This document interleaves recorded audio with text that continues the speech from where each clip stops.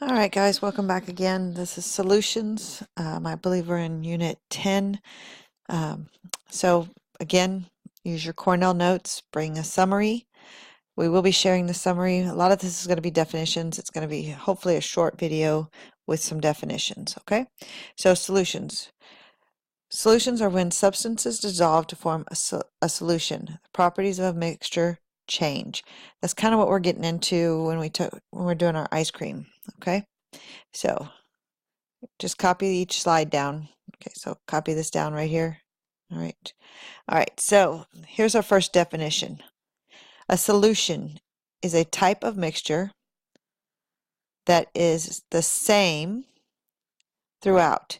So we can call this same thing a homogeneous mixture, a homogeneous mixture, meaning the same throughout. You only see one phase, okay? So some examples are salt water. There's salt and water in there, but you don't see the salt, you don't see the, and all you see is like what looks like water. But if you taste it, it tastes real salty. Blood, if you were to take blood and kind of sort it out, when you put it through a centrifuge, you get all different types of other elements and stuff come out of it. This is how they test your blood for if you have cholesterol and other diseases. I can't even think right now. Sugar water, gasoline, okay? Solution can be physically separated. All portions of the solution have the same properties. So Gatorade, you look at Gatorade, there's all kinds of electrolytes in there. However, all you see is Gatorade, okay?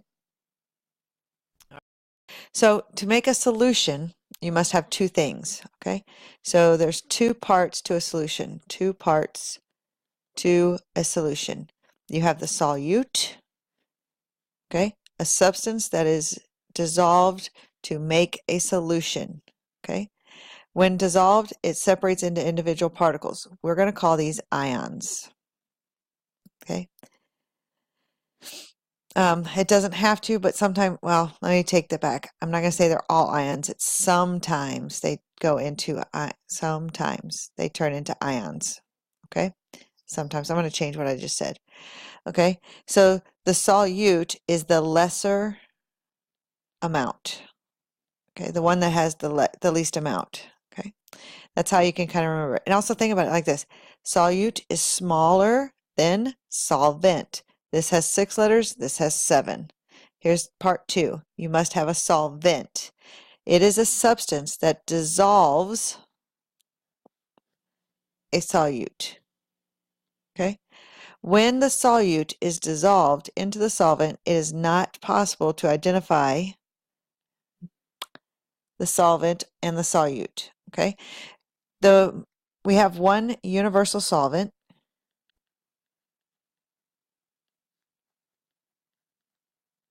and we call that water. Okay, water is called the universal solvent, and I'm going to put it in quotes because it is a universal solvent because it dissolves most. Okay, and I don't have room to write it on here, but please write that down. It dissolves most substances. Most substances. Okay, does not mean it dissolves everything. It just dissolves most substances. Okay, so some examples of solutes and solvents. Salt water. Okay, we have this lake over here. The salt is the solute because there's less salt, and then there's more water. Okay, blood, calcium ions, are in there. Sugars are your solutes, and your water is a solvent. Okay.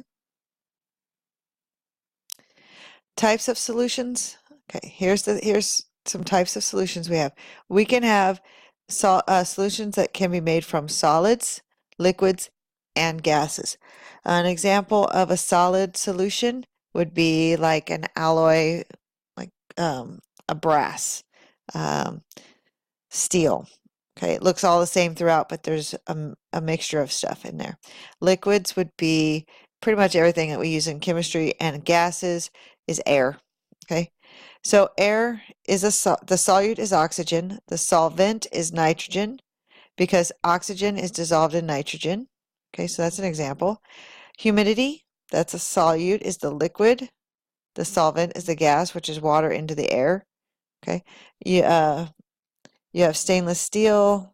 There's solute, chromium steel, and so on and so on. Okay. All right. So we can also have things, suspensions. I'm not going to focus too much on these, okay? But if you want this information, you can write it down. I think we've already had this in a previous lesson, so I'm not going to focus too much on it. But solvent and solute particles interact, okay? The parts of a solution can be physically separated because they are not changed in the substance. That's important, okay? But the way that the solid compound dissolves in liquid depends on the bond type. Okay, so here we get back into bonds. Ionic bonds.